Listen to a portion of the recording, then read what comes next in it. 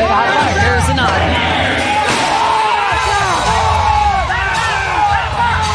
Oh, hard hit. Trampled on the way out. De Souza down. Uncharacteristic of what we've seen from that Arizona team member. Back up to the chutes. Yeah, but that is a testament to the degree of difficulty of these animal athletes in this bonus round. Manaba, just a great bull every time he comes out. But look at that. Takes a shot to the head, and here it gets a little bit more dicey. And watch when Alisson gets up, just looks at his arm. Yeah, I got a little scratch on my elbow, but that's okay. How unbelievably tough are these bull riders? Alisson seen both sides of the sport just about an hour apart from a huge ride first team earlier to clinch the event win. They need to do that here or they lose this one.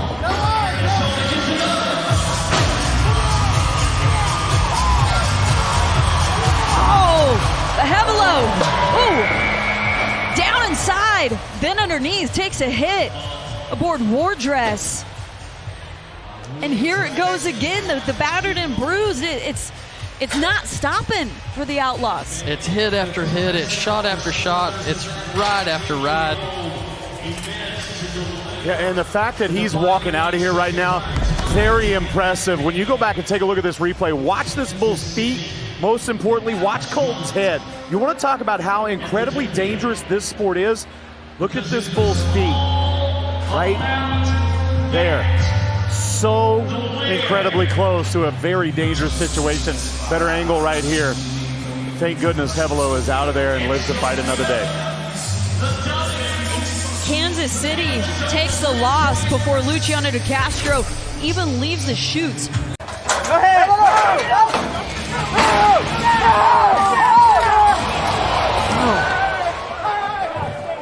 Freeman finds the front end not the way he wanted to, takes a hit as he goes down in 3:72. As the bullfighters converge in to keep Freeman protected, who's still down on the dirt. He's up inside the bucking chute now, surrounded by his teammates. And here's a look at the hard out. Oh, not just the hard hit at first, but then the back feet of Black and Blue come right down on Freeman.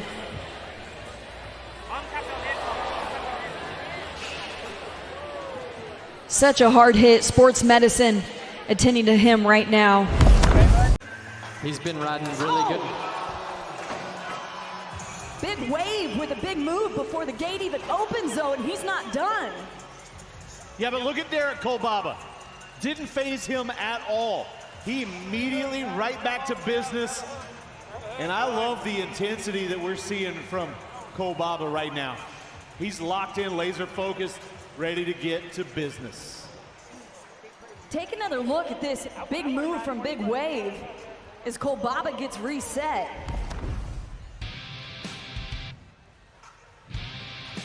If he's getting that kind of air inside of the chutes, just imagine when that gate cracks open. Bull goes from a 0 to 100 really quickly.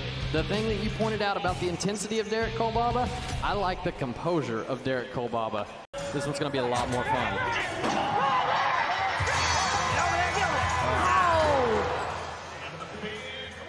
It was set up to be successful. Sage, question marks though, what happened here about 3 seconds? Kolbaba feeling the after effects. You can watch it back on the replay right here. This bull's really gassy, a lot of speed to the left, a lot of intensity. Ow. Just tugs on him just a little bit, leans him back just a touch, and as soon as he does that, this bull's going so fast, the centripetal force is extreme. You guys would both know better than I do, but we talk about the energy that he expels here in the arena. Look, him and Amy, his beautiful bride back home, they welcomed their first child of the world to get the job done himself. Sit up! Oh, Taylor! Quickly out of position and off over the front. He comes down in 2. Really tough out to get by from Cold Chill. You heard me talk about the little bit of pushback he had. He even throws in a hop and skip and it accentuates it even more today. You see, it's like somebody's got a hold of Mason Taylor's collar of his shirt and just pulling him forward. There's no way to sit back on a bull that hits the ground this hard. Watch his front feet. You saw his front feet hit the ground twice before his back feet came back down. That little stutter right there is so difficult to get by. Changes the timing and really throws some tricky stuff at Mason Taylor.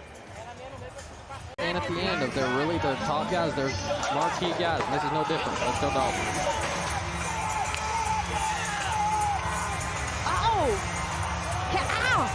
Castle, though, gets forward and then takes a couple hits before eventually getting down to the dirt. Clock stops at 4:18. Well, it goes back to what we say each and every week, that although we've seen these matchups before, it doesn't mean it's a given. And this bull looking drastically different than he did in Nampa. Not the typical out for Arkansas right here. Tough shot right there. That is not going to feel good on that jaw. That is wired shut. Watch this. Look at the situational awareness to be able to reach down with that free arm and try to keep that mask as far away from that bull's horns as he possibly could. Unfortunately, towards the end there, he just could not fight it off. Oh, Bob down and into the chute.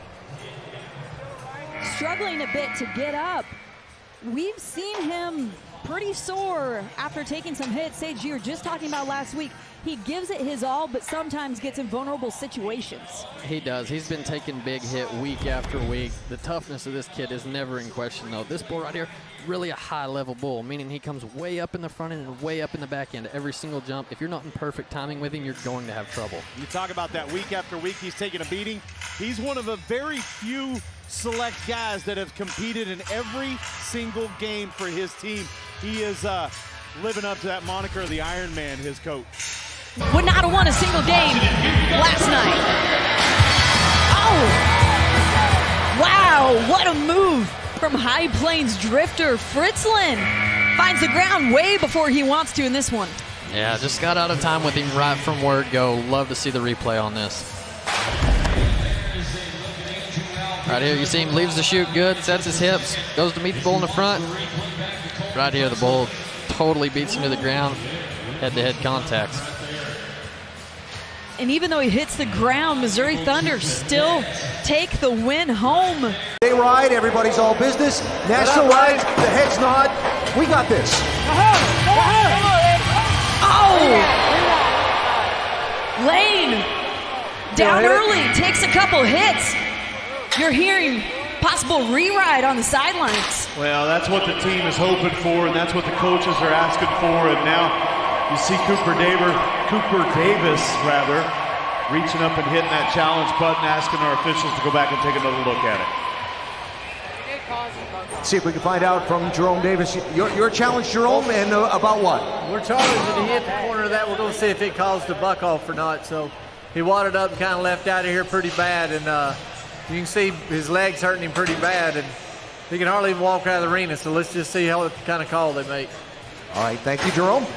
And Noble's making his way out of the arena under the guidance of sports medicine. We will keep you updated on his status as well. And of course, half of this score comes from the bull. You want that clean out for your team, and they need it here. Yeah, hard to tell from that angle whether that bull came out clean or not. 10 seconds. 10 seconds. 10 seconds. 10 seconds. Ooh. Huge lunge forward from back time, and it sent Richardson forward. Clock stops at 3:85. Well, Riley Gannon on the livestock director here for PBR teams. Put two bulls back to back. You see both kind of had a little stutter step. Really, really difficult bulls to get by for 8 seconds as you take a look at it from the Las Vegas Jib Cam. Austin Richardson trying to just grit his teeth and get through this one, but that was a tough one to twist. It's the Gamblers. Still on the board here, 86 1/4. Nashville searching for that first ride. Well, Joao Lucas, he's got to be better, though, than 88 3/4 for the Ridge Riders to leave here at number 2. DeCastro, ooh, down. Takes a shot. Good to see him on his feet, but do not like to see where Montana Jacket's back feet just came down on DeCastro. Takes a really big shot. Those were touch and go moments for sure. That is a big, big, strong bull. And one that DeCastro has ridden before back in May at the PBR World Finals for 91 1/4. Oh. Thank goodness it looked like it was a glancing blow, but that is absolutely just a horrible place for Luciano to be. Vulnerable position to be in. Good to see the #1 pick for the Ridge Riders up and walking out. Who I have watched since he was 7, 8 years of age. What a career he's had, an opportunity at a big moment. Oh! But he gets forward. The touch happens. Clock stops at 2:40. Matt, selfishly for you, I was wanting to see a qualified ride in that celebration. Me too. So many parallels in our careers. We started in a small little practice pen in Oklahoma when Dirt Eater was a junior bull rider. We shared that moment at AT&T Stadium when he decided to retire, and now getting to watch Ryan Dirt Eater back in the arena, unfortunately, didn't go his way, but so looking forward as a fan to watching him contribute to this Stampede franchise. Matt, we're supposed to see the two of you getting dinner together, not meeting up in Sports Med. Yeah.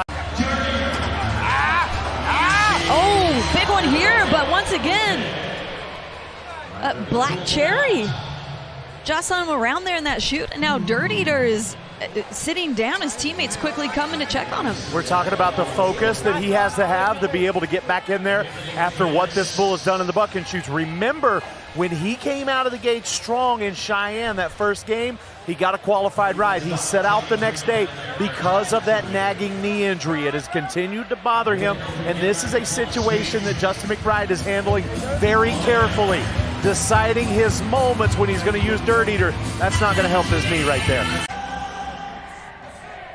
Missouri Thunder, Texas Rattlers back in Cheyenne as the Las Vegas Jib Cam moves us to Clayton Sellers, who goes down early here aboard Milk Mustache. Clock stops at 3:95. But you hear that challenge button, Alan? I hear the challenge button. The question is, what's being challenged? And we'll find that out in just a minute as Ross Coleman and Luke Snyder are to the attention of their riders, Sellers, and we'll see what they're challenging here. And now if a team wins a challenge, you keep it. If you lose it, that is your one for the game. So, hey, Kate, I just saw Luke Snyder just told me they're challenging for the bull hipping itself. So that's what they're having a look at here for the judges. And it's as big because if Missouri gets a reride, it gets a successful ride, then the other side has got to have a qualified ride go this ride. So we'll see what happens here. He needs this to stay in it.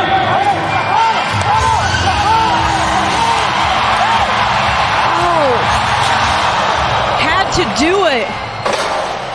5:98, the clock stops, but the effort all there. Shades of a superstar that longtime PBR fans will remember. They say that Leonardo Lima is the Brazilian version of Brian Canner. Coming from Jerome and Tiffany Davis, that means that he has the ability, he's got the technical savvy, he's got the toughness, he's got a lot more season left to prove that he belongs there. Then if they are doing that, do you think it's the pressure? There we go.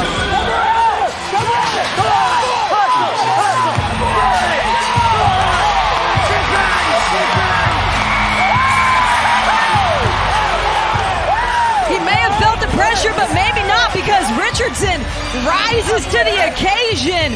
Austin moves 2 full bulls ahead. They've got the momentum here on a Saturday night. What a big ride out of Austin Richardson. This is the Austin Richardson we've wanted to see show up week in, week out. You can see he's a little banged up, a little stove up, but those hugs from those teammates are going to make it all better. Alan looks like getting a bit of help there from the coaching staff. He took a hard fall and took a kick as he was on the ground, but Austin Richardson needed this. This team needed this. You see his teammates and his coaches all around him. They know what they're going through right now. for the Gamblers. It moves them 168.5 to nothing on the Carolina sideline. And for Richardson, that's his first qualified ride since Kansas City. You're taking a look at that hit there. Yeah, that's always tough. The feet are really what hurt you. The bulls are, the horns are the scary part, but the feet are really what hurt you.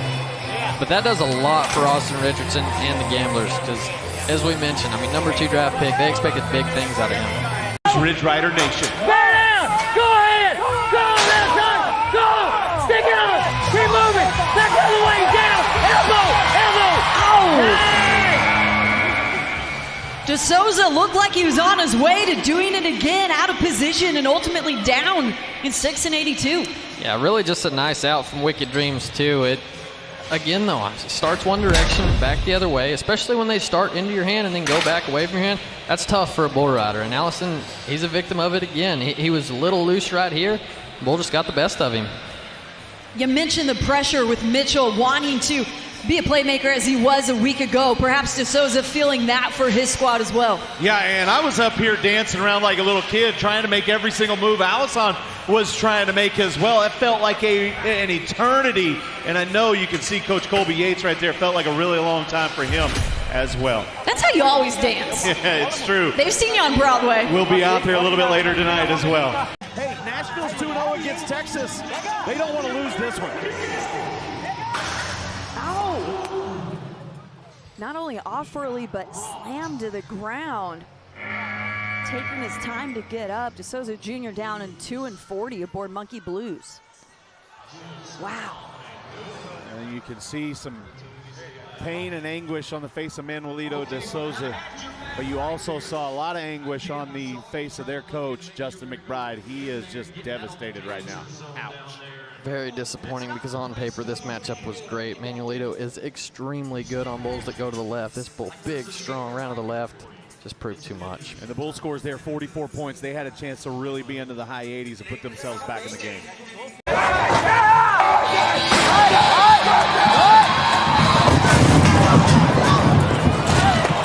Wow. Yellow Feather quickly making an impact. Salgado down early, as is about 200 LED screens. Yeah, so I don't know what's going to happen here. There's a lot of decisions that are about to be made. If we're just going to be completely open and transparent, there's a lot of decisions that are about to be made. We talk about coaching strategy. Now we turn to our coaches for the strategy. And he's carried this team all year. Last time these two teams met, he had the only ride. On the Rattler sideline, but this time Jesus goes down, hits the dirt in 2 and 37. Weird out from Baby Gangster right here. Had a lot of action. Went out there a lot of moves. Got Jesus down early. Everything happens so fast. Take a look at that. That bull almost kind of on its side. When Cody Jesus' right foot comes up over the back of that bull, there's absolutely no recovering. You can see Jesus turn around, look at that bull, obviously frustrated, wishing he could have that one back. He's picked up 3 consecutive. Stay around there. Go play. Wait on him. Wait on him. Oh, did exactly what Coach said. He did wait. He handled that direction change, but Hard Juice got him down at 7 and change. Let him hit it. Yeah. Oh, but you hear they're hitting that challenge. Time. And Allen making his way over to Coach J.W. Hart. Time or fouls or we want everything. We need what we can get. I love the honesty of Coach J.W. Hart. Look I at it want you all. to go back and look at everything. If there's anything that would constitute another opportunity, you go back and find it because that's your job. The one thing I will say about this too, Bob Mitchell did not quit until his head hit the ground. You saw the same effort last week. You saw the same effort this week. He is sold out on getting the whistle, and I love seeing that. Oliver, though only 23, is one of the veteran presences on this team. Oh! Moves out to the side and so close to the steal. Oliver gets to safety down in 3 and 24. And Matt was 100% correct. Kyler Oliver right here. Shakira shifts those hips out right around the corner, down early. Guys, we keep talking about the Outlaw team being so tough.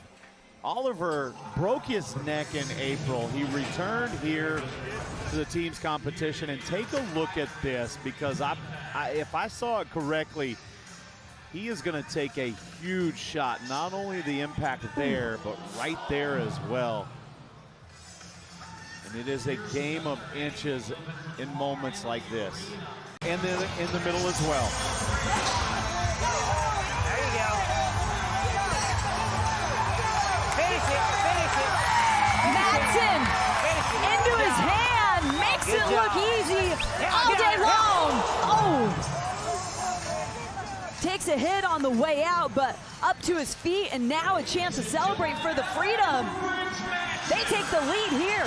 That's the guy that Oklahoma Freedom General Manager Brandon Bates drafted back in May. This is the reason they selected the young man from Utah, because of rides like this.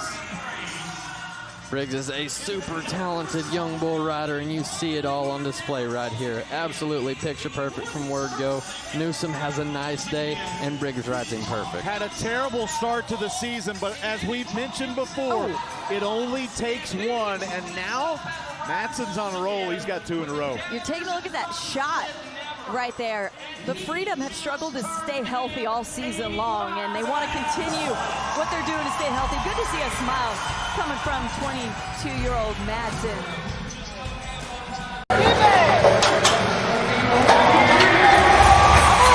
Go on. Keep going. Keep fighting. Wasting no time. Rudman rises. Takes a hit on the way down, but a score always makes that feel better. Kansas City, they're on the board. You can handle a few bumps and bruises along the way as long as you make it to the 8 seconds. I really felt like this was an opportunity that the Kansas City Outlaws could not let slip through their fingers. And Dalton Rudman, he had a lot of pressure on himself. He knew this was a bull that they should ride. It's into his hand, around to the right. And if he's going to be a part of this team, these are moments you've got to take advantage of. The Outlaws, characteristically a scrappy team that has to come from behind, getting on the board early. Wow, he did take a hit there. And that means he's putting out the effort, the amount of effort he needs to get to the 8 seconds. Again, it's not going to be pretty when you're working that hard. You see Chase Outlaw, they're ready.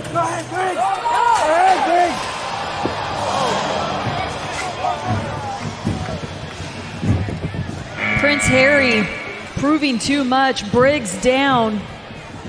And the thud down here on the arena floor, the sound of the impact that Briggs Madsen made when he hit the arena floor was deafening.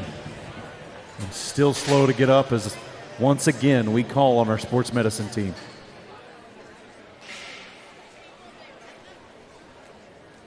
And for you fans at home and even here in the arena in Kansas City, that is a great initial indication, the fact that Briggs is up, communicating, even if it's on his knees. You got to keep in mind, when this kid was 15, 7 years ago, he had an injury that could have kept him away from this sport forever. Yeah, that injury you're talking about, fell off a bronc, broke 5 vertebrae. He's been injured before, but this crowd, you can hear him for everyone watching at home on Pluto TV. Briggs Madsen up, makes his way out of the arena. As we take a look back at this replay, watch and hear, you can almost feel that impact, Matt. Yeah, you see the impact there. And again, I just, here with his teammates, love the fact that he is walking out of this arena, knowing the backstory, knowing the impact that he just made on the floor. Him walking out of this arena, that is a great sign, and it puts some smiles on faces back here behind the bench for his team. Yeah, the Freedom already dealing with some injuries early on in the season. That's why you see Outlaw on the sidelines right now. He's week to week, so we'll keep you up late on the latest with Madsen.